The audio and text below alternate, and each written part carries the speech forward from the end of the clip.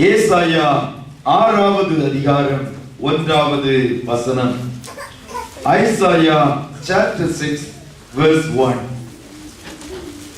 உசியா ராஜா மரணம் அடைந்த வருஷத்தில் ஆண்டவர் உயரமும் உன்னதமுமான சிங்காசனத்தின் மேல் வீற்றிருக்க கண்டேன். அவருடைய வஸ்திர தொங்கலால் தேவாலயம் நிறைந்திருந்தது. ஏசாயா கண்ட ஒரு பரிசுத்த ராஜாவை குறித்து நாம் தியானிக்க போகிறோம். இதுவரைக்கும் ஏசாயா ஒரு ராஜாவுக்கு ஊழியம் செய்து கொண்டிருந்தான். அவருடைய பெயர் உசியா. ஆனால் வேதம் சொல்லுகிறது அவன் மரித்து போனான். அவன் மரித்து போன வேளையிலே ஏசாயா தேவாலயத்துக்கு கடந்து வந்தான். கடந்து வந்த வேளையில் இன்னொரு ராஜாவை அவருடைய கண்கள் கண்டது. உயரமும் உன்னதமான ஸ்தானத்திலே வீற்றிருக்கிற சேனைகளின் கர்த்தராகிய ராஜாவை ஏசாயாவின் கண்கள் கண்டது என்று வேத பகுதி சொல்லுகிறதாய் காணப்படுகிறது. உசியா ராஜா மரித்து போனான். யார் இந்த உசியா ராஜா? நீங்கள் அறிவீர்கள், யூதாவில் தோன்றின 9வது ராஜா என்பதாய் நாம் பார்க்கலாம். மிகவும் கர்த்தருக்கு பயந்து அவன் தேசத்தை ஆளுகை செய்கிறவனாய் காணப்பட்டான். தன்னுடைய 16வது வயதிலே ராஜாவாய் மாறினவன். சுமார் 52 வருஷங்கள் யூதாவின் மேல் ராஜாவாய் காணப்பட்டான். அவனுடைய நாட்களில் அவன் எருசலேமை எடுத்து கட்டினான். மாத்திரமல்ல, யூதாவின் எல்லைகளை எல்லாம் விரிவுபடுத்தினான். அவன் கர்த்தரை தேடின நாட்களில் எல்லாம் வேதம் சொல்லுகிறது கர்த்தர் அவனுடைய காரியங்களை வாய்க்க பண்ணினார் என்று 2 நாளாகமம் 26:5 வாசிக்கிறோம். அங்கே அவனுக்கு இன்னொரு பெயர் கொடுக்கப்பட்டிருக்கிறது, சகரியா என்பதாக. ஆக உசியாவுக்கு இன்னொரு பெயர் சகரியா என்பதாய் காணப்படுகிறது. அவன் கர்த்தரை தேடின நாட்களில் எல்லாம் கர்த்தர் அவனுடைய எல்லா காரியங்களையும் வாய்க்க பண்ணினதுனாலே அவனுடைய கீர்த்தி பெருகிற்று. அவன் மிகவும் பலப்பட்டவனாய் காணப்பட்டான் என்று வேதம் சொல்லுகிறது. ஆனால் 2 நாளாகமம் 26வது அதிகாரம் 16வது வசனத்தை வாசிக்கிற வேளையிலே அவன் பலப்பட்ட போது அவனுடைய மனம் மேட்டிமை அடைந்தது என்று வேதம் சொல்லுகிறது. அதன் நிமித்தமாய் ஆசாரியர்கள் மாத்திரம் செய்யக்கூடிய ஊழியத்தை செய்யும்படியாய் இவன் துணிகரம் கொண்டான். அவன் பலப்பட்ட போது அவனுடைய இருதயம் மேட்டிமை அடைந்தது என்று வேதம் சொல்லுகிறது. அருமையான கர்த்தருடைய பிள்ளைகளே, நம்முடைய வாழ்க்கையில் எல்லாம் வாழ்க்கை அருமையாய் துவங்குவோம். 10-20 வருஷங்களுக்கு முன்பாய் பார்த்தால் ஒரு வாலிபனாய் ஒரு வேலையை தேடி நாம் காணப்பட்டிருக்க கூடும். அநேகர் 5-10 வருஷங்களுக்கு முன்பாக கர்த்தர் நம்முடைய ஜெபங்களை எல்லாம் கேட்டு நல்ல வேலையை கொடுத்திருப்பார். சில நாட்கள் கழிந்திருக்கும், நாம் நல்ல ஒரு குடும்ப வாழ்க்கைக்காய் ஜெபித்திருப்போம். கர்த்தர் நல்ல ஒரு குடும்ப வாழ்க்கையை தந்திருப்போம். அதன் பின்பாக எப்படியாயினும் நம்முடைய மனைவியை இந்த தேசத்திலே கொண்டு வர வேண்டும் என்று முயற்சித்திருப்போம். கர்த்தர் அதையும் வாய்க்க செய்திருப்பார். அருமையான பிள்ளைகளை எல்லாம் கொடுத்திருப்பார். நாட்கள் கடந்து செல்ல செல்ல வேலையிலும் கர்த்தர் நம்மை உயர்த்தி மகிழ்ந்திருப்பார். நம்முடைய ஆஸ்தி ஐஸ்வர்யங்கள் எல்லாம் பெருகி போய் காணது. அந்த வேளையில் தான் கர்த்தருடைய பிள்ளைகள் இன்னும் அதிகமாய் தங்களை தாழ்த்துகிறவர்களாய் காணப்பட வேண்டும். இதைதான் உசியா ராஜாவின் வாழ்க்கையில் இருந்து நாம் கற்றுக்கொள்ளுகிற ஒரு பாடமாய் காணப்படுகிறது. உசியா என்ன செய்தான்? அவன் பலப்பட்ட வேளையிலே கர்த்தர் அவனுடைய காரியங்களை எல்லாம் வாய்க்க செய்த வேளையிலே அவனுடைய இருதயம் தாழ்மைப்படுவதற்கு பதிலாக அவனுடைய இருதயம் மேட்டிமை அடைந்தது என்று வேதம் சொல்கிறது. மோசேயின் பிரமாணத்தின்படி தேவனுடைய ஆலயத்திலே ஆசரிப்பு கூடாரமாய் காணப்பட்டாலும் சரி, இந்த இடத்துல எழுதப்பட்டிருக்கிற சாலமோனுடைய தேவாலயமாய் காணப்பட்டாலும் சரி, அந்த பரிசுத்த ஸ்தலத்திலே காணப்படுகிற தூப பீடத்திலே தூபத்தை ஏற்றுவதற்கு ஆசாரியர்கள் ஆரோனின் புத்திரர் லேவி கோத்திரம் தான் அதை செய்கிறதாய் காணப்பட வேண்டும். ஆனால் இவன் ராஜாவாய் காணப்படுவது நிமித்தம் தன்னுடைய அதிகாரத்தை பயன்படுத்தி அவன் தேவாலயத்துக்கு துணிகரமாய் நுழைந்தான். அங்கே காணப்பட்ட ஊழியக்காரர்கள் அசரியா என்ற கர்த்தருடைய ஆசாரி, அவனோடு 80 பேர் தடுத்து நிறுத்தினார்கள். ராஜாவே, இது வேண்டாம், இது நீ செய்யக்கூடிய காரியம் அல்ல. இது நிமித்தமாய் அநேக பாடுகள் நம்முடைய வாழ்க்கையில் வந்துவிடும். இது நம்முடைய வேதத்திற்கு ஒவ்வாதது. இதை நீ ஒருபோதும் செய்யக்கூடாது என்று ஆலோசனை தாழ்மையோடு சொன்ன வேளையிலும் ஆலோசனைகளை எல்லாம் அவன் கோபமாய் அவர்களோடு பேசி உதறித்தள். இந்த வேளையில் நடந்தது என்ன? கர்த்தர் அவனை குஷ்ட ரோகத்தினால் அவனை அடித்தார். உடனடியாய் குஷ்டம் தோன்றிற்று. நெற்றியிலே அவன் அடிக்கப்பட்டான். கர்த்தருடைய பரிசுத்த ஸ்தலத்திலே ஆசாரியர் புறப்பட்டு செல்லும் போது கர்த்தருக்கு பரிசுத்தம் என்று சொல்லுகிற ஒரு பிளேட் அவருடைய நெற்றியிலே காணப்படும். அப்படிப்பட்ட ஒரு பரிசுத்தம் இல்லாதபடி உசியா கடந்து சென்றதினாலே கர்த்தர் அவனை குஷ்டத்தினால் அடித்தார் என்று வேதம் சொல்லுகிறது. அவன் குஷ்டரோகியாய் அதே இடத்தில் மாறி போனதினாலே துரிதமாய் ஆலயத்திலிருந்து அவன் புறம்பே தள்ளப்பட்டான். அங்கிலிருந்து குஷ்டரோகியாகவே தன்னுடைய வாழ்க்கையை கழித்து மரிக்கு மட்டும் அவன் குஷ்டரோகியாகவே காணப்பட்டான். பாருங்கள், கொஞ்ச நாட்களுக்கு முன்புதான் கர்த்தருடைய வார்த்தையின்படி அவன் காரியங்களை செய்தான். கர்த்தருடைய வார்த்தையின்படியே ஒவ்வொரு காரியங்களையும் செய்தான். எல்லாவற்றையும் கர்த்தர் ஆசீர்வதித்தான். கர்த்தருக்கு மேடைகளை உண்டாக்கி பலிகளை செலுத்தினான். பலிகள் செலுத்துகிற ஒரு நல்ல ஒரு ராஜாவாய், தன்னுடைய ஜனங்களை நல்ல வழியில் நடத்துகிற ராஜாவாய் காணப்பட்டார். ஆனால் கர்த்தருடைய வேதத்திற்கு ஒவ்வாத வசனத்தை மீறி ஒரே ஒரு காரியத்தை செய்தான். கர்த்தர் அதே வேளையிலே அவனை குஷ்டத்தினால் அடித்தான். இதிலிருந்து நாம் கற்றுக்கொள்ள வேண்டிய ஒரு காரியம் காணப்படுகிறது.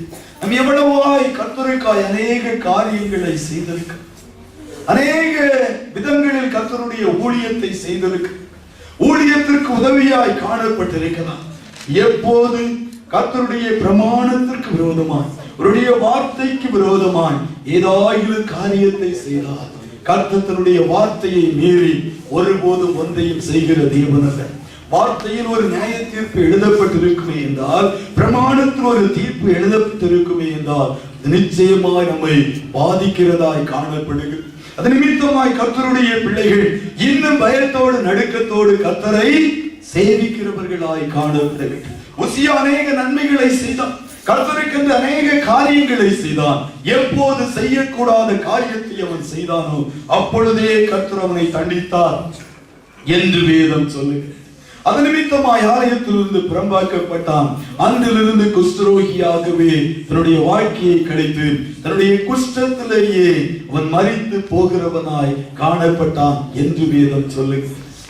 இதுவரைக்கும் இந்த ஏசாயா அவனோடு கூட அவனுடைய கோர்ட்டிலே ஒரு வேலைக்காரனாய், ஒரு இளைஞனாய், ஒருவேளை அவன் தீர்க்கதரிசியாய் கூட காணப்பட்டிருக்க கூடும். சுமார் 18 வருஷங்கள் அவன் அங்கே ஒரு ஊழியக்காரனாய் கூட காணப்பட்டிருக்க கூடும் என்று வேதாகம பண்டிதர்கள் சொல்லுகிறார். ஆனால் இந்த வேளையில் தான் உசியா மரித்து போன வேளையிலே தன்னுடைய எதிர்காலத்தை குறித்து யோசிக்க துவங்கினான். நீ என்னுடைய எதிர்காலம் எப்படியாய் காணப்படும் என்று அவன் நினைத்த வேளையிலே தேவாலயத்திற்கு நேராக அங்கே ஏசாயா கடந்து வருகிறதை பார்க்கிறோம். அருமையான கர்த்தருடைய பிள்ளைகளே, வாழ்க்கையில் பாடுகள், கஷ்டங்கள் வருகிற வேளையிலே, நம்பிக்கை எல்லாவற்றையும் இழந்து போகிற சூழ்நிலையிலே நாம் கடந்து செல்ல வேண்டிய ஒரு இடம் உண்டு. அது எங்கே என்றால் கர்த்தருடைய சமூகமாய் காணப்படுகிறது, கர்த்தருடைய பிரசன்னமாய் காணப்படுகிறது. பாடுகள், கஷ்டங்கள், வேதனைகள் வருகிறதோ தேவனுடைய பிரசன்னத்தை விட்டு ஓடி போகாதீர்கள். சோர்ந்து போய் அறையிலே படுத்துக் கொண்டு காணப்படாதீர்கள். சோர்வோடு கூட துக்கமுகத்தோடு கூட தன்னுடைய படுக்கையிலே காணப்படுகிறவர்களாய் ஒருபோதும் கர்த்தருடைய பிள்ளைகள் காணப்படலாம். ஏசாயா அதே சூழ்நிலையில் தான் காணப்பட்டான். ஆனால் அந்த வேளையில் அவன் தேவாலயத்திற்கு நேராக கடந்து சென்றான் என்பதாக பார்க்க, இதுவரை உசியா அவனுடைய நம்பிக்கையாய் காணப்பட்டான். உண்மைதான். வேதம் என்ன சொல்லுகிறது? வேதத்தின் மைய வசனம் என்ன? 118வது சங்கீதம் 8வது வசனம் என்ன சொல்லுகிறது? மனுஷனை நம்புவதை பார்க்கிலும் கர்த்தர் பேரில் பற்றுதலாய் இருப்பதே நலம். 9வது வசனம் என்ன சொல்லுகிறது? பிரபுக்களை நம்புவதை பார்க்கிலும் கர்த்தர் பேரில் நம்பிக்கையாய் இருப்பதே நலம். இதுதான் வேதத்திலே மையத்திலே கர்த்தர் எழுதி வைத்திருக்கு. மனுஷர்களை நம்பும் போது ராஜாவாய் காணப்படலாம், பெரிய பிரபுவாய் காணப்படலாம், யாராயிலும் காணப்படலாம். வேலையை நம்பும் போது, இப்படி ஆஸ்தி ஐஸ்வர்யங்களை நம்பும் போது இவைகள் ஒரு நாள் நம்மை கைவிடுகிறதாய் காணப்படும். இவைகள் ஒன்றும் என்றும் நிலைத்திருப்பது இல்லை. ஆனால் நிலைத்திருக்கிறவர் கர்த்தர் ஒருவராய் காணப்படுகிறார். கர்த்தர் பேரில் மாத்திரம் நம்முடைய நம்பிக்கை காணப்பட வேண்டும். ஏசாயா தேவனுடைய ஆலயத்திலே, தேவனுடைய சமூகத்திலே அவன் கடந்து வந்து அமர்ந்திருந்த வேளையில் தான் இன்னொரு ராஜாவை அவனுடைய கண்கள் கண்டது. ராஜா உயரமும் உன்னதமான சிங்காசனத்தின் மேல் வீற்றிருக்கிறதை ஏசாயாவின் கண்கள் கண்டது. அநேக வேளைகளிலே ஆலயத்திலே நம் அநேகராய் கடந்து வருகிறோம். சிலருடைய கண்கள் ராஜாவை காணும், சிலருடைய கண்கள் இயேசுவை காண்கிறதாய் காணப்படும்.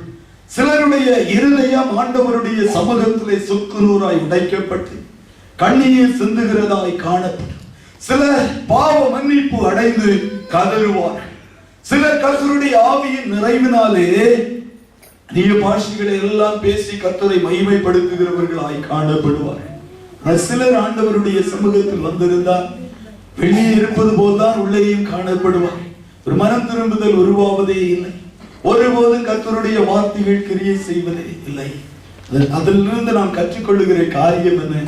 ஆண்டவர் ஆலயத்தில் தான் இருக்கிறார். நம்முடைய பார்வைகள் வித்தியாசமாய் காணப்படுகிறது. நம்முடைய வாஞ்சைகள் வித்தியாசமாய் காணப்படுகிறது.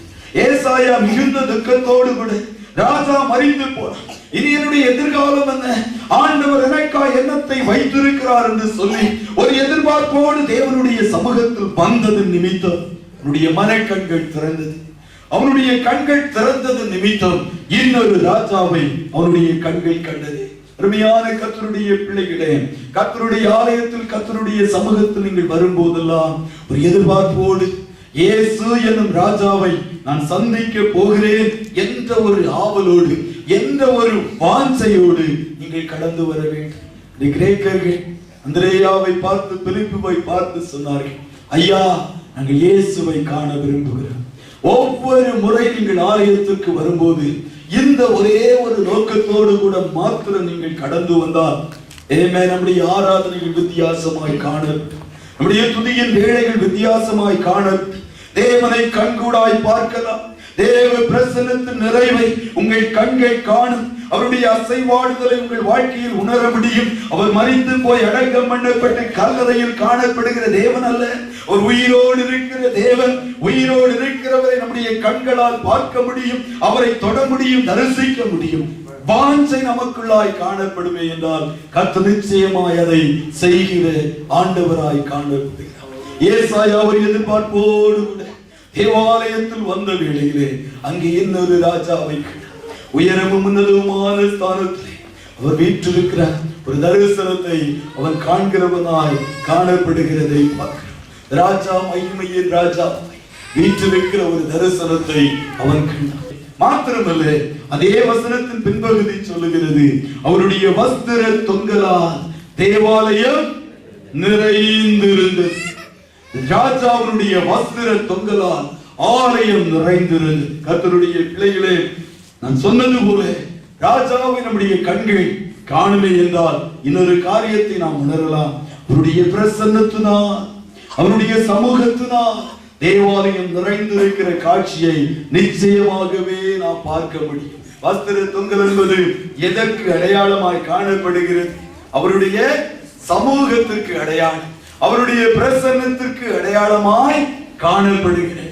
அவர் தேவன் ஆலயத்திலே எப்பொழுதும் ராஜாவாய் அமர்ந்திருக்கிறது. அவருடைய பிரசன்னம் ஆலயத்தை எப்பொழுதும் மூடி வைத்திருக்கிறது. அவருடைய வஸ்திர தொங்கல், அவருடைய போர்வையானது, நேச போர்வையானது ஆலயத்தை எப்பொழுது மூடி வைத்திருக்கிறது என்பதை நம்முடைய கண்கள் நிச்சயமாய் காண்கிறதாய் காணப்படும். ஒருவேளை நமக்குள்ளாய் வாஞ்சைகள் காணப்படுமே என்றால் இந்த ராஜா எப்படிப்பட்டவர்? இங்க 2வது வசனத்தில் இருந்து 4வது வசனம் வரைக்கும் பார்த்தால் ஏசாயா கண்ட ராஜா அவர் எப்படிப்பட்டவர் என்பதை குறித்து அங்கே எழுதப்பட்டிருக்கு.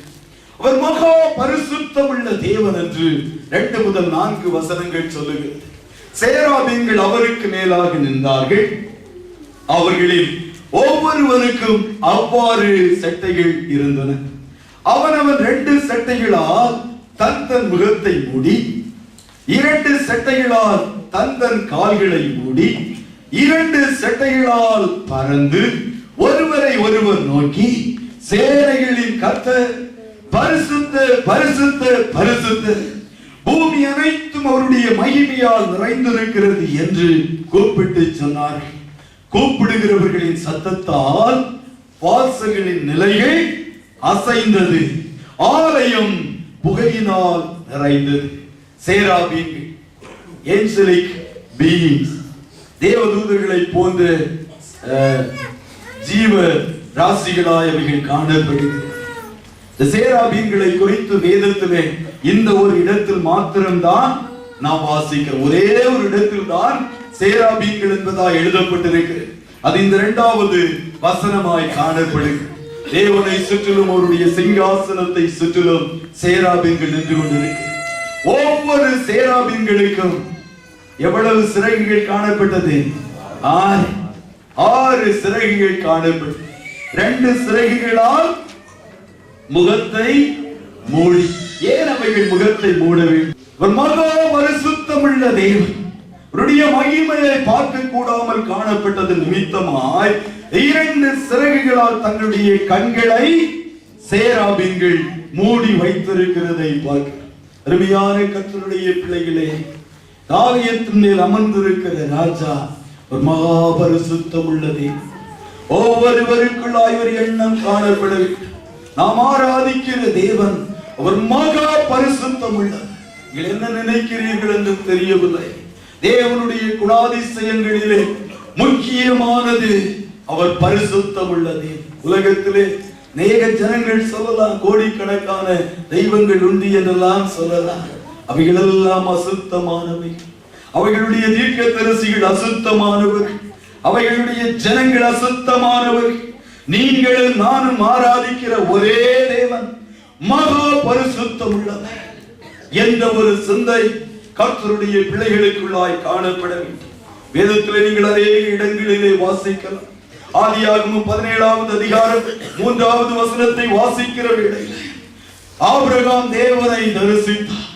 வேளையில் முகங்குப்புற விழுந்து தன்னுடைய முகத்தை மூடினான் என்று ஆபிரகாமை குறித்து நாம் வாசிக்கிறோம். யாத்ராகமம் 3வது அதிகாரம் 6வது வசனம், மோசே தேவனை தரிசித்தார். நடந்தது என்ன? அங்கே தன்னுடைய முகத்தை அவன் கரங்களினால் மூடினான் என்று அங்கேயும் வாசிக்கிறோம்.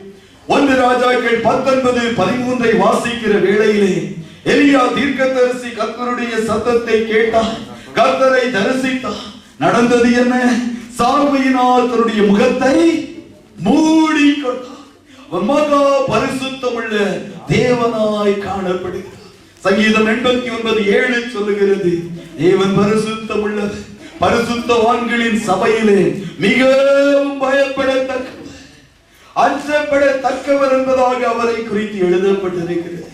இக்காலம் வருகிறது, கர்த்தருடைய பிள்ளைகள் தான், தேவ ஜனங்கள் தான் ஆண்டவரை குறித்த ஒரு பயமே இல்லாத ஒரு சூழ்நிலை, ஆண்டவரை குறித்த ஒரு நடுக்கம் இல்லை. வேதம் சொல்லுகிறது, பயத்தோடு நடுக்கத்தோடு நம் ஆண்டவரை சேவிக்க வேண்டும், அவரை ஆராதிக்க வேண்டும்.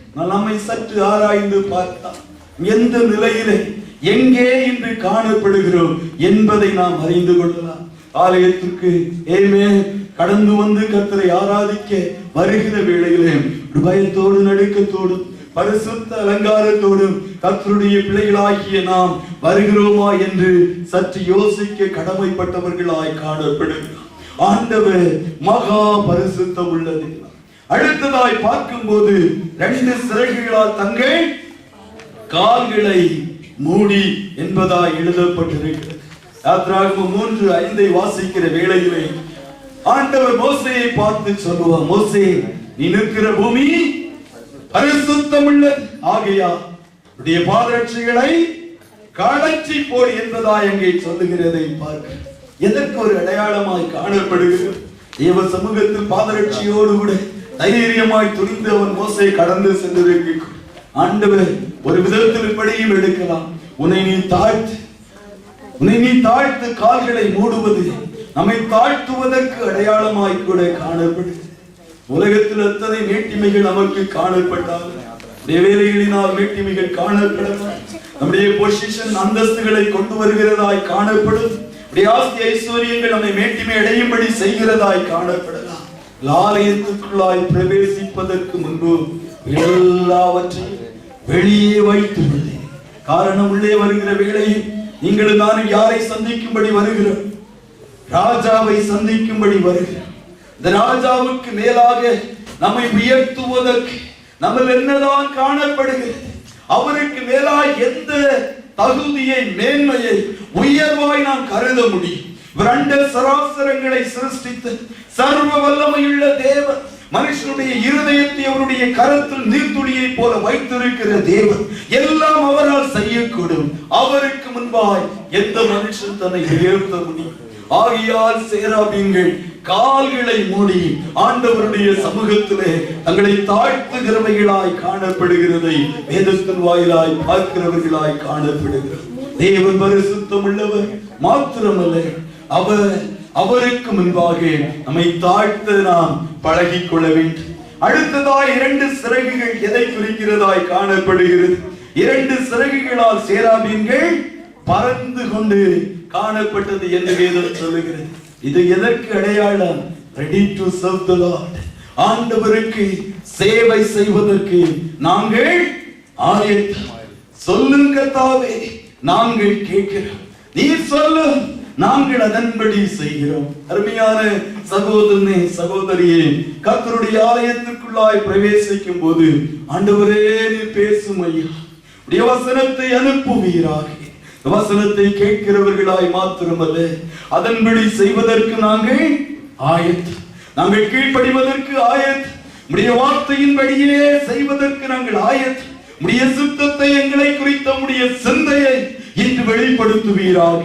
அதன்படியே நாங்கள் செய்கிறோம் ஆண்டவரே என்ற ஒரு பிரதிஷ்டையோடு, தாகத்தோடு கர்த்தருடைய பிள்ளைகள் ஆண்டவருடைய சமூகத்திலே வருகிறவர்களாய் நாம் காணப்பட வேண்டும். உடைய தேவன் மகா பரிசுத்தம். இவைகள் சேராபீன்கள் செய்த காரியம் என்ன?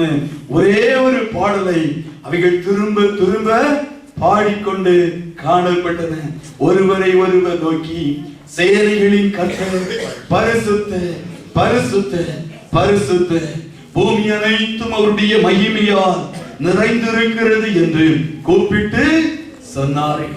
சேனைகளின் கர்த்தர் பரிசுத்த பரிசுத்த பரிசுத்த, திரியேக தேவன் பரிசுத்த பரிசுத்த பரிசுத்த, பிதாவாகிய தேவன் பரிசுத்த, இயேசுவாகிய ஆண்டவர் பரிசுத்த, ஆவியாகிய தேவன் பரிசுத்தர் என்று சொல்லி ஓயாமல் அவைகள் பாடிக்கொண்டிருக்கிற ஒரு காட்சியை ஏசாயா தீர்க்கதரிசி பார்க்கிறவனாய் காணப்படுகிறதை பார்க்கிறோம். மாத்திரமல்ல, பூமி அவருடைய மகிமையால் நிறைந்திருக்கிறது என்று சொல்லி அவைகள் பாடிக்கொண்டே காணப்பட்ட ஒரு காட்சியை ஏசாயா பார்க்கிறவனாய் காணப்படுகிறான். இந்த வேளையில் நடந்தது என்ன? கூப்பிடுகிறவர்களின் சத்தத்தால் வாசல்களின் நிலைகள் அசைந்தது, ஆலயம் புகையினால் நிறைந்தது என்பதாக அங்கே எழுதப்பட்டிருக்கிறது. நாமும் கூட கர்த்தருடைய சமூகத்திலே வருகிறோம். ஆராதனையின் துவக்க பகுதியிலேயே நாம் கர்த்தரை பாடும்படியாய் துவங்குகிறோம். அடுத்ததாய் கர்த்தரை ஆராதிக்கும்படியாய் துவங்குகிறோம். பிரைஸ் அண்ட் வர்ஷிப், அதுதான் ஃபர்ஸ்ட் செஷனாய் காணப்படுகிறது. தேவதூதர்களை போல்தான் நாம் ஆண்டவருடைய சமூகத்திலே நிற்கிறோம். சேராபீன்களை போல்தான் கர்த்தருடைய சமூகத்திலே நான் நிற்கிறேன். சேராபீன்கள் கர்த்தரை பரிசுத்தர் பரிசுத்தர் பரிசுத்தர் என்று பாடி போற்றுவதை போல்தான் நாம் ஒவ்வொரு பாடல்களை பாடி கர்த்தரை மகிமைப்படுத்துகிறவர்களாய் காணப்படுகிறோம்.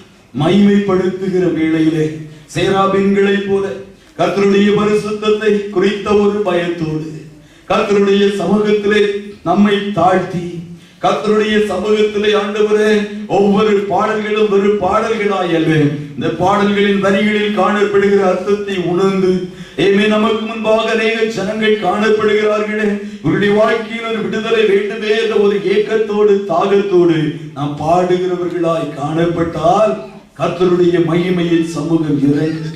ஆலயத்தின் வாசல்களில் நிலைக்கால்கள் அசைந்தது என்று வேதம் சொல்லுகிறது. அதுபோல் அவர்கள் கம்பீரமாய் அவர்கள் துதித்த வேளையிலே வாசல்களில் நிலைக்கால்கள் அசைந்தது. அதுபோல நாம் கர்த்தரை மெய்யாய் பாடி துதிப்போமே என்றால் நாம் கூடியிருக்கிற இடம் அசைய வேதம் அதை குறித்து சொல்லுகிறது. அன்று அப்போஸ்தலர்களுடைய நாட்களில் எல்லாம் அவர்கள் கூடியிருந்த இடம் அசைந்தது என்று வேதம் சொல்லுகிறது. அவர்கள் ஜெபித்த வேளையிலே அவர்கள் கூடியிருந்த இடம் அசைந்தது. அவர்கள் கர்த்தரை போற்றி பாடின வேளையிலே பவுலும் சீலாவும் சிறைச்சாலைகளில் கால்களில் கட்டுண்டவர்களாய் காணப்பட்ட வேளையிலும் கூட கர்த்தரை பாடி போற்றி துதித்த வேளையிலே சிறைச்சாலையின் அஸ்திபாரங்கள் அதிர்ந்தது என்று வேதம் சொல்லுகிறது. ஏன் அதை நம்மால் இன்று பார்க்க முடியவில்லை என்றால் நமக்குள்ளாக சரி செய்யப்பட வேண்டிய அநேக காரியங்கள் காணப்படுகிறது. ஒருவேளை நாம் அதை சரி செய்து கர்த்தருடைய சமூகத்திலே சேராபீன்களைப் போல தூதர்களைப் போல நாம் காணப்படுவோமே என்றால் அதே தேவன் மாறாத கர்த்தர் தேவதூதர்களை காட்டிலும் அதிகமாய் நம்மை நேசிப்பது நிமித்தம் விழுந்து போன தூதர்களுக்கு தன்னுடைய கரத்தை கொடுக்காதபடி விழுந்து போன மனுஷனுக்கு தன்னுடைய கரத்தை கொடுத்த தேவன் நம்மை அதிகமாய் நேசிக்கிற கர்த்தராய் காணப்படுவதனாலே சேராபீன்கள் பாடி துதிக்கும் போது ஆலயத்தின் நிலைக்கால்கள் அசையுமே என்றால் அவர்களை காட்டிலும் மேலான நீங்களும் நானும் கர்த்தரை பாடி துதிக்கும் போது ஆலயத்தின் நிலைக்கால்கள் மாத்திரமல்ல முழு ஆலயம் அதிர்வது நிச்சயமாய் காணப்படுகிறது. நிச்சயமாய் கர்த்தர் அதை செய்ய போதுமான ஆண்டவராய் காணப்படுகிறார். அருமையான கர்த்தருடைய பிள்ளைகளே, தேவன் மகா பரிசுத்தர். அந்த ஒரு சிந்தையோடு கூட நீங்கள் நானும் ஆண்டவருடைய சமூகத்திலே பயத்தோடும் நடுக்கத்தோடும் கடந்து வந்தால் வேதத்தில் எழுதப்பட்ட வார்த்தைகள் ஒன்றும் டெட் லெட்டர்ஸ் அல்ல. இது ஒவ்வொன்றும் ஜீவனுள்ள வார்த்தைகள். ஒவ்வொன்றையும் நம்முடைய வாழ்க்கையிலே நிறைவேறுவதை கண்கூடாய் நம்மால் பார்க்க முடியும். ஆலயத்தின் வாசல்கள் நிலைகள் அதிர்ந்தது. ஆலய புகையினால் நிறைந்தது. புகை என்பது தேவ பிரசன்னத்தினால் நிறைந்தது என்பதற்கு அடையாளமாய் காணப்படுகிறது. சாலோமோன் தேவாலயத்தை பிரதிஷ்டை செய்த வேளையிலே ஆசாரியர்கள் இருக்கக்கூடாத அளவுக்கு தேவ பிரசன்னம் ஆலயத்தை நிரப்பிற்று. தேவ புகை மண்டலமா தேவ பிரசன்னம் ஆலயத்தை நிரப்பிற்று. வாழ்நாளிலும் கூட நாம் கூடி வருகிற வேளையில் எல்லாம் இதே தேவ பிரசன்னத்தை நாம் பார்க்க வேண்டும் என்ற ஒரு தாகத்தோடு கர்த்தருடைய பிள்ளைகளாகிய நீங்களும் நானும் கூடி வருகிறவர்களாய் காணப்பட வேண்டும். தேவ பிரசன்னம் இறங்கினார் இடத்தில் என்ன எல்லா நன்மைகளோடு தான் தேவ பிரசன்னம் நம்மை சூழ்ந்து கொள்ளும். கர்த்தருடைய பிரசன்னம் பனியை போல நம்மை இறங்குகிற வேளையிலே ஆவி ஆத்மா சரீரத்துக்கு என்னென்ன தேவைகள் உண்டோ அத்தனை தேவைகளையும் கர்த்தர் சந்திப்பார். அவருடைய சமூக வேதத்தில் எங்கெல்லாம் இறங்கினது என்று வாசிக்கிறோமோ அங்கெல்லாம் அற்புதங்கள் நடந்தது, அதிசயங்கள் நடந்தது. கர்த்தர் அதிசயங்களை காணப்படுகிறவராய் காணப்பட்டான். ஒவ்வொரு ஆராதனையிலும் இதே தேவ பிரசன்னத்தை இறக்குகிற தூதர்களாய் கர்த்தருடைய பிள்ளைகளாகிய நீங்களும் நானும் காணப்பட வேண்டும். மெய்யாய் வாஞ்சியோடு தாகத்தோடு கர்த்தரை பயத்தோடு நடுக்கத்தோடு ஆராதிக்கிறவர்களாய் காணப்பட்டார். இதே தேவ பிரசன்னத்தை ஒவ்வொரு ஆராதனைகளிலும் நம்ம நிச்சயமாக கீழே கொண்டு வர முடியும். நீங்களும் நான் இன்னும் நம்மை தாழ்த்தி ஆண்டவரை இன்னும் அதிகமாய் தேடினால் கர்த்தருடைய சமூகத்தை நிச்சயமாய் உணர முடியும். கர்த்தருடைய சமூகத்தில் ஆரோக்கியம் உண்டு. அவருடைய சிறையின் கீழ் ஆரோக்கியம் உண்டு. கர்த்தருடைய சமூகத்திலே ஆசீர்வாதங்கள் உண்டு. கர்த்தருடைய சமூகத்திலே எல்லா நன்மைகளும் உண்டு என்பதை கர்த்தருடைய பிள்ளைகள் அறிந்தவர்களாய் காணப்பட வேண்டும். இந்த காட்சிகளையும் தேவாலயம் அதிர்வதையும் தேவ பிரசன்னம் இறங்குவதையும் கண்ட ஏசாயா அவர் கதறினான். 5வது வசனத்தை வாசிக்கிற வேளையிலே அப்பொழுது நான் ஐயோ அதமானே, நான் அசுத்த உதடுகள் உள்ள மனுஷன், அசுத்த உதடுகள் உள்ள ஜனங்களின் நடுவில் வாசமா இருக்கிறவன், சேனைகளின் கர்த்தராகிய ராஜாவை என் கண்கள் கண்டதே. ஐயோ அதமானே, I am dead, மரித்து போனேன் என்பதாக அங்கே ஏசாயா சொல்லுகிறதை பார்க்கிறோம். நான் அசுத்த உதடுகள் உள்ள மனுஷன், அசுத்த உதடுகள் உள்ள மனுஷர்கள் மத்தியில் வாசம் பண்ணுகிறவன், சேனைகளின் கர்த்தராகிய ராஜாவை என் கண்கள் கண்டதே என்பதாக அங்கே அவன் கதறுகிற ஒரு காட்சியை நாம் பார்க்கிறோம். அருமையான சபையே, கர்த்தரை எவ்வளவுக்கு எவ்வளவு அதிகமாய் அவருடைய பரிசுத்தத்தை குறித்த ஒரு தரிசனத்தோடு அவரை தேடுகிறோமோ, எவ்வளவு நீதிமான்களாய் நாம் காணப்பட்டார் அவருடைய சமூகத்தில் இன்னும் அவரை கிட்டி சேர அப்போதுதான் நாம் யார் என்று அறிந்து கொள்ள முடியும். ஏக வேளைகளிலே தங்களை நீதிமான்கள் என்று சொல்லுகிற அநேக ஜனங்களை நாட்களிலே நாம் பார்க்கிறோம். ஆண்டவரண்டை கிட்டி சேர்ந்து பாருங்கள், அப்போது உங்களுக்கு தெரியும் நீங்கள் எவ்வளவாய் நீதியாய் காணப்படுகிறீர்கள் என்று நமக்கு தெரியும். ஏசாயா ஒரு பாவி அல்ல, அவன் ஏற்கனவே ராஜாவின் கோர்ட்டிலே வேலை செய்கிறவன் தான். ராஜாவை ஒரு தீர்க்கதரிசியாய் காணப்படுகிறவன் தான். இந்த தரிசனம் ஒருவேளை அவருடைய வாழ்க்கையை மாற்றினாலும் அதற்கு முன்பாகவே அவன் கர்த்தருடைய பணியை செய்கிறவனாய் தான் காணப்பட்டான். நம்மை விட பரிசுத்தவான் தான். ஆயினும் இயேசுவை கண்ட வேளையிலே, அவரை குறித்த தரிசனத்தை அவன் கண்ட வேளையில் தான் அவன் எவ்வளவாய் பாவி என்ற ஒரு சிந்தை அவனுக்குள்ளாய் கடந்து வந்தது.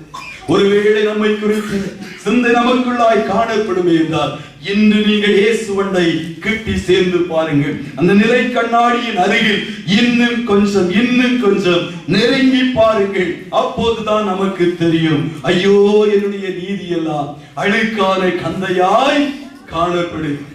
பேதுரு ஒரு விசை ஆண்டவரை அவன் இதே சூழ்நிலையில் சந்தித்தான். லூக்கா 5வது அதிகாரத்திலே நாம் வாசிக்கிறோம்.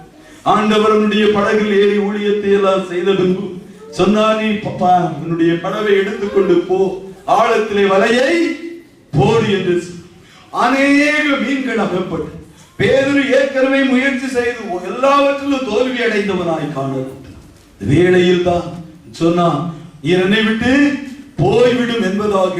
நான் பாவியாகிய மனுஷன் ஆண்டவரே, என்னை விட்டு நீ போய்விடு. ஏற்கனவே இயேசுவின் சீஷன் தான், இயேசுவோடு கூட காணப்படுகிறவன் தான்.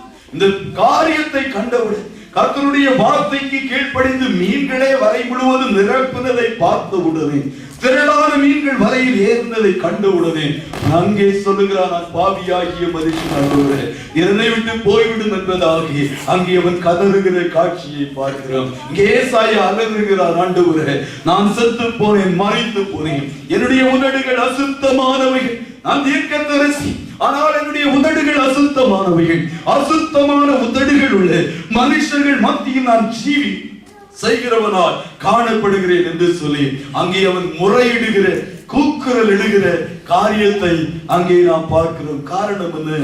இதே பரிசுத்தம் தான், இதே கர்த்தருடைய பரிசுத்தம் தான் உசியா ராஜாவை அடித்து நிமித்தமாய் அவனுக்குள்ளாய் ஒரு பயம், ஐயோ நான் அதமானேன், சேனைகளின் கர்த்தரை என்னுடைய கண்கள் கண்டது, மகா பரிசுத்தம் உள்ள தேவன் என்று சொல்லி அவன் கதறின வேளையில் தான் அங்கே கர்த்தருடைய கிருபையானது அங்கே கடந்து வருகிறதை பார்க்கிறோம். அருமையான சகோதரனே, சகோதரியே, ஆண்டவருடைய சமூகத்திலே காணப்படுகிற நாம் நம்முடைய நீதிகளை அல்ல, நம் இருக்கிற வண்ணம் ஆண்டவரை கிட்டி சேருவோம். மீறுதல்கள் அக்கிரமங்களை ஆண்டவரிடத்திலே சொல்லுவோம் என்றால் அவர் மன்னிப்பதற்கு அவர் கிருபை பொருந்தின கர்த்தராய் காணப்படுகிறார். உடனடியாக ஏசாயா இப்படி சொன்ன உடனே 6-7வது வசனங்களிலே என்ன எழுதப்பட்டிருக்கிறது? அப்பொழுது சேராபீன்களில் ஒருவன் பலிபீடத்திலிருந்து தன் கையிலே பிடித்த குரட்டால் ஒரு நெருப்பு தளரை எடுத்து என்னிடத்தில் பறந்து வந்து அதனால் என் வாயை தொட்டு, இதோ இது உன் உதடுகளை தொட்டதினால் உன் அக்கிரமம் நீங்கி உன் பாவம் நிவர்த்தியானது என்றான் என்பதாக எழுதப்பட்டது. இவன், ஐயோ நான் அசுத்த உதடுகள் உள்ள மனுஷன், நான் பாவிகளின் மத்தியில் வாசம் பண்ணுகிறேன் என்று சொன்ன பின்பு சேராபீன்களில் ஒன்று செய்கிற காரியத்தை பாருங்கள். நான் நீதிமான் என்று நான் சொல்லிக் கொண்டிருக்கிற மட்டும் கர்த்தர் எனக்கு உதவி செய்ய முடியவே முடியாது. நான் எப்போது என்னுடைய நிலைமையை உணர்கிறேனோ அப்போதுதான் கர்த்தர் நமக்கு உதவி செய்ய முடியும். இருக்கிற வண்ணம் கர்த்தரண்டை போக வேண்டும். என்னை மன்னியும் ஆண்டவரே, என்னை சுத்திகரியும் என்று சொல்லி நாம் கெஞ்சுகிற வேளையில் தான் அவருடைய இரக்கம் நமக்கு நேராய் கடந்து வருகிறதாய் காணப்படுகிறது. சேராபீன்களில் ஒன்று பறந்து போய் பலிபீடத்திலிருந்து ஒரு நெருப்பு தழலை அது எடுத்து வருகிறதை பார்க்கிறோம். ஆசரிப்பு கூடாரம் ஆனாலும் சரி, சாலமோனுடைய ஆலயம் ஆனாலும் சரி, பிரகாரத்தில் முதலாய் காணப்படுவது வெண்கல பலிபீடமாய் காணப்படுகிறது. வெண்கல பலிபீடத்திலே நெருப்பு எப்போதும் எரிந்து கொண்டு காணப்பட வேண்டும். இந்த பலிபீடத்தின் மேல்தான் ஆடுகள் மிருகங்களை எல்லாம் தகனம் செலுத்துவார்கள். பாவ மன்னிப்பிற்காக பலியிடப்படுகிற burnt offerings ஒவ்வொன்றும் அதன் மேல்தான் செலுத்தப்படுகிறதாய் காணப்படுகிறது. இந்த பலிபீடத்திலே காணப்படுகிற அக்கினியானது ஒருபோதும் அவிந்து போவதில்லை. மாத்திரமல்ல, இந்த நெருப்பு தழலின் பேர் பலியிடுகிறது நிமித்தம் அதிலிருந்து பாய்ந்து வருகிற இரத்த துளிகளில் காணப்படும். இந்த நெருப்பு தழலை எடுத்துக்கொண்டு ஏசாயாவின் நாவை அந்த சேராபீன்களில் ஒன்று தொட்டு சொல்லுகிறது, இது உன் வாயை தொட்டதினால் உன்னுடைய பாவம் நிவர்த்தி ஆயிற்று என்று அங்கே சொல்லுகிறதை பார்க்க. ஒருவேளை ஒரு நெருப்பு தழல் நம்முடைய உதடுகளை தொடும்போது எப்படி இருக்கும்? சொல்லுங்களேன், எப்படி இருக்கும்? எப்படி இருக்கும்ன்றத வேதனையாய்தான் இருக்கு. அருமையான கர்த்தருடைய பிள்ளைகளே, கர்த்தர் நம்மை பரிசுத்தப்படுத்தும் போது, கர்த்தர் நம்மை சுத்திகரிக்கும் போது, கர்த்தர் கிளைகளை நறுக்கும் போது வேதனைகள் இருப்பது உண்மை. வலிகள் இருக்கத்தான் செய்யும். நாம் அநேக காரியங்கள் நாம் இறங்கி போகிறோம். வேண்டிமைகளை விட வேண்டும், தாழ்த்த வேண்டும், ஒன்றுமில்லை ஆண்டவரே என்று முகங்குப்புற விழ வேண்டும். நம்முடைய நீதிகளை குறித்து ஒன்றும் மேன்மை பாராட்ட முடியாது. எல்லாவற்றையும் தூக்கி எறிந்து விட்டுதான் நம் கர்த்தருடைய பாதத்திலே விழ முடியும். வேதனைகள் காணப்படும். ஆயினும் அதனுடைய மறுபகுதியை நாம் பார்க்கும் போது ஒரு நாளில் மிகுந்த ஆசீர்வாதத்தை நம்முடைய வாழ்க்கையிலே கொண்டு வருகிறதாய் காணப்படும். இந்த பலிபீடத்திலிருந்து நெருப்பு தழலை எடுத்துக்கொண்டு ஏசாயாவின் உதடுகளை தொடுகிறதை பார்க்கிறோம். உங்களுக்கு எனக்கு அதை காட்டிலும் மேன்மையான ஒரு பலிபீடம் உண்டு. இந்த பலிபீடம் என்ன? கல்வாரி சிலுவையாய் காணப்படுகிறது. அந்த பலிபீடத்திலே ஒருவர் பலியாக்கப்பட்டார். வேதம் சொல்லுகிறது, ஒரு பஸ்கா ஆட்டுக்குட்டி. யாத்திராகமத்திலே பஸ்கா ஆட்டுக்குட்டி பலியிடப்படுகிறதை குறித்து வாசிக்கிற வேளையிலே அது பலியிடப்பட்டு நெருப்பினால் அதை சுட்டரித்து அதை உண்ணுகிறவர்களாய் காணப்படுவார். இந்த பலியை நெருப்பினால் சுட்டரித்து அதன் பின்பாய் தான் பஸ்கா ஆட்டுக்குட்டியை புசிக்கிறவர்களாய் காணப்படுவார். கல்வாரி சிலுவையில் நம்முடைய ஆண்டவர் பஸ்கா ஆட்டுக்குட்டியாக அவர் பலியாக. அது ஒரு சாதாரண பாடு அல்ல. நெருப்பு புடமிடுகிறது போல, நெருப்பு சுத்திகரிக்கிறது போல என் ஆண்டவர் அத்தனை வேதனைகளையும் சகித்தார், அத்தனை பாடுகளை அவர் சகித்தார், அத்தனை துக்கங்களை சகித்தார். ஆகையால் தான் எவ்வளவு பெரிய பாவியாய் காணப்பட்டார். இந்த பலிபீட தண்டையில் வந்து நின்று ஆண்டவரே மன்னியும் என்று சொல்லுகிற வேளையிலே எவ்வளவு பெரிய பாவியையும் மன்னிப்பதற்கு அவர் சிந்தின இரத்தம் ஒன்று போதுமானதாய் காணப்படுகிறது. எத்தனை பேர் விசுவாசிக்கிறீங்க? எத்தனை பேர் விசுவாசிக்க? எவ்வளவு பெரிய பாவியாய் காணப்பட்டார், எவ்வளவு தவறுகளை நம்முடைய வாழ்க்கையில் செய்திருந்தார், எவ்வளவு மீறுதல்களை செய்திருந்தால், எவ்வளவு ஆண்டவரை விட்டு தூரம் போகிறவர்களாய் காணப்பட்டிருந்தாலும் கல்வாரி சிலுவை அண்டையில் வந்து ஆண்டவரே என்று சொல்லுகிற வேளையிலே, என்னை கழுவும் என்று சொல்லுகிற வேளையிலே இந்த இரத்தம் போதுமானதாய் காணப்படுகிறது. அக்கினியில் கலந்த இரத்தமா? அது அக்கினியினூடாய் கடந்து சென்ற பாடுகளை அனுபவித்த இரத்தம். அந்த இரத்தத்துக்கு நம்மை சுத்திகரிப்பதற்கு போதுமானதாய் காணப்படுகிறது. ஆண்டவருடைய இரத்தம் உங்களை கழுவுகிற வேளையிலே உங்கள் பாவங்களை கடலின் ஆழத்தில் போட்டுவிடும். அதை குறித்து அவர் நினைப்பதே, நேற்று எப்படி காணப்பட்டீர்கள் என்று ஆண்டவர் நினைப்பதே இல்லை.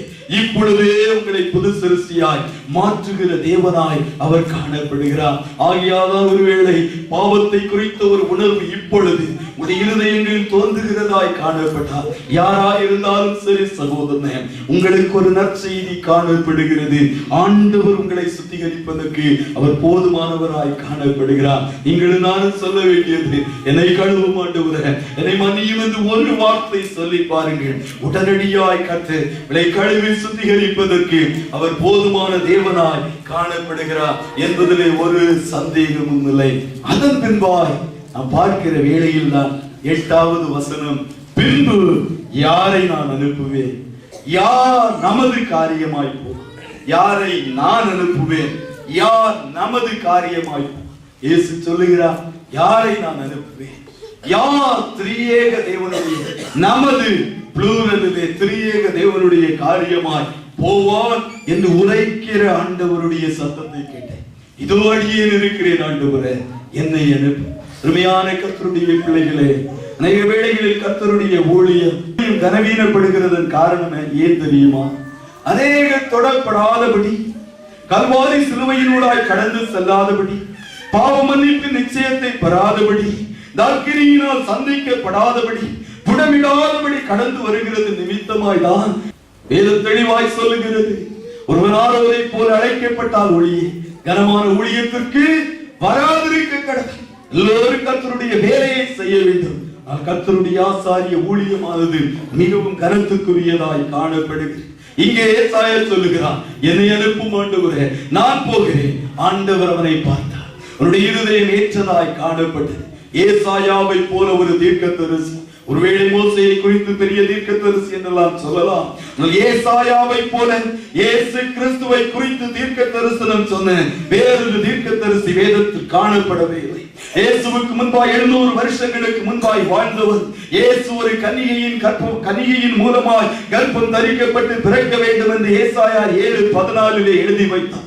ஏசாயா 9:6 நமக்கு ஒரு பாலகன் பிறந்தார், கொடுக்கப்பட்டார், கர்த்தத்துவம் அவர் தோளின் மேல் இருக்கும், அவர் சர்வ வல்லமையுள்ள தேவன் என்றெல்லாம் இயேசுவை குறித்து எழுதினார்.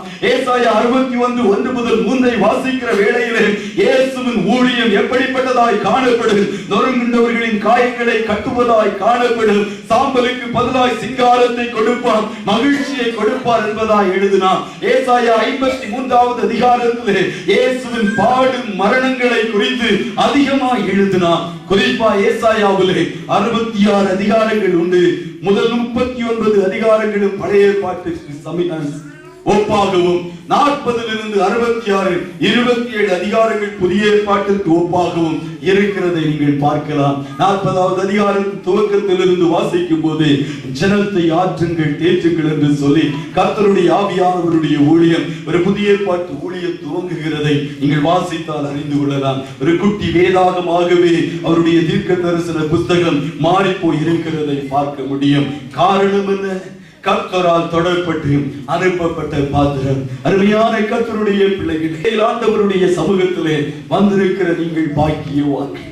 உயரமும் உன்னதமான ஸ்தானத்திலே வீற்றிருக்கிற ராஜாவை காணும்படி கர்த்தருடைய சமூகத்தில் கடந்து வந்திருக்கிற நீங்கள் ஒவ்வொருவரும் பாக்கியவான்கள். அவருடைய வஸ்திர தொங்கலுக்குள்ளாய் அமர்ந்திருக்கிற நீங்கள் ஒவ்வொருவரும் பாக்கியவான்கள். சேராபீன்களை போல பாடி துதி செய்து கர்த்தருடைய பிரசன்னத்தை ஆலயத்திலே கொண்டு வந்த நீங்கள் பாக்கியவான்களாய் காணப்படுகிறீர்கள். ஆண்டவருக்கு முன்பாய் உங்களை நிறுத்தி என்னை கழுவும், என்னை சுத்திகரியும் ஆண்டவரே என்று முறையிடுகிற நீங்கள் பாக்கியவான்கள். கர்த்தர் உங்கள் ஒவ்வொருவரையும் தன்னுடைய நல்ல கிருபைகளினால் அலங்கரித்து அபிஷேகத்தினால் நிறைத்து ஊழியக்காரர்களாய் ஊழியங்களை செய்கிற பாத்திரங்களை அனுப்புகிற தேவனாய் காணப்படுகிறார். அவருடைய பிரசன்னமானது எப்போதும் உங்களோடு கூட இருக்கும். உடைய வஸ்திர தொங்கலுக்குள்ளாய் உங்களை வாய்த்து அனுதினமும் ஆசீர்வதித்து நடத்துகிற கர்த்தராய் தேவன் காணப்படுகிறார். ராஜாவின் சமூகத்திலே நாம் எழும்பி நிற்போமா? தேவே ராஜா சிங்காசனத்தின் மேல் வீற்றிருக்கிறார். சிங்காசனத்தில் அமர்ந்திருக்கிற ராஜாவை நம்முடைய கண்கள் காணட்டும். அல்லேலூயா, அல்லேலூயா. அருமையான சபையே, ஆமென், அல்லேலூயா. ராஜாவுக்கு முன்பாக நிறுத்தி இன்னும் இந்த ராஜா வண்டையில் நாம் கட்டி சேருவோமா? அப்போதுதான் நாம் யார் என்று நாம் அறிந்து கொள்வோம். நம்முடைய மீறுதல் இழக்கிறவங்களை ஆண்டவருடைய சமூகத்திலே அறிக்கையிடலாமே. ஆண்டவரே, என்னை கழுவும் ஆண்டவரே, என்னை சுத்திகரியும் ஆண்டவரே, என்னை ஒரு விசை கழுவும் ஆண்டவரே. எத்தனையோ மீறுதல், எத்தனையோ வேதனை உண்டாக்குகிற வழிகள் ஆண்டவரே, எத்தனையோ முறையேமே உம்மை நான் காயப்படுத்தி இருக்கிறேன். எத்தனையோ முறையேமே வேண்டாத காரியங்களை நான் செய்திருக்கிறேன். என்னை மன்னிப்பீராக. எல்லாரும் கேளுங்க. ராஜா நம்ம மத்தியில் இருக்கிறார். ராஜா நம்ம மத்தியில் வீற்றிருக்கிறார். கர்த்தருடைய பிள்ளையே, தங்கள் பாவங்களை மறைக்கிறவன் வாழ்வடைய மாட்டான், அறிக்கை செய்கிறவனோ இரக்கம் பெறுவான் என்று வேதம் சொல்லுகிறது. இப்பொழுது ராஜாவின் இரக்கம் கடந்து வருகிறது. கல்வாரி சிலுவை என்று பலிபீடத்திலே உங்களுக்காய் வேதனையோடு சிந்தின இரத்தம் சிலுவையிலிருந்து ஆராய் பாய்ந்து வருகிறது. ஒவ்வொருவருடைய உச்ச தலைகளிலே கர்த்தருடைய இரத்தம் பாய்ந்து வருகிறது. எவ்வளவு பெரிய பாவியா இருந்தாலும் சரி, உங்களை கழுவி சுத்திகரிப்பதற்கு இந்த இரத்தம் போதுமானதா இருக்கிறது. எல்லோரும் ஆண்டவரை பார்த்து சொல்லுங்க, என்னை கழுவும் ஆண்டவர். எல்லாரும் சத்தத்தை வேண்டி ஜெபிங்க. ஆண்டவரே என்னை கழுவுங்கப்பா, என்னை கழுவுங்கப்பா. எத்தனையோ குறைகள், வீணான குடும்ப பிரச்சனைகள், வீணான கஷ்டங்கள், வீணான எத்தனையோ காரியங்கள். ஆண்டவரே என்னை மன்னியும் ராஜா, என்னை மன்னிப்பீராக. என்னை சுத்திகரியும் ஆண்டவரே, அல்லாமே என்னை சுத்திகரியும், என்னை சுத்திகரியும் என்று சொல்லி எல்லோரும் ஜெபிங்க. எல்லோரும் சொல்லுங்க, கர்த்தருடைய கிருபை கடந்து வருகிறது, கர்த்தருடைய கிருபை கடந்து வருகிறது, கர்த்தருடைய கிருபை இறங்கி வருகிறது, கர்த்தருடைய வல்லமை கடந்து வருகிறது. ஹalleluya. அவருடைய கனமான ஊழியத்தை செய்ய பாத்திரங்களாய் ஒவ்வொருவரையும் கர்த்தர் மாற்றுகிற தேவனாய் நம்மத்தில் வந்திருக்கிறார். எல்லா நன்மைகளினால் உங்களை நிரப்புகிற கர்த்தராய் இயேசு நம்மத்தில் வந்திருக்கிறார். அல்லேலூயா, ஹalleluya. ஆண்டவரே உமக்கு ஸ்தோத்திரம், உமக்கு ஸ்தோத்திரம், உமக்கு ஸ்தோத்திரம். ஹalleluya.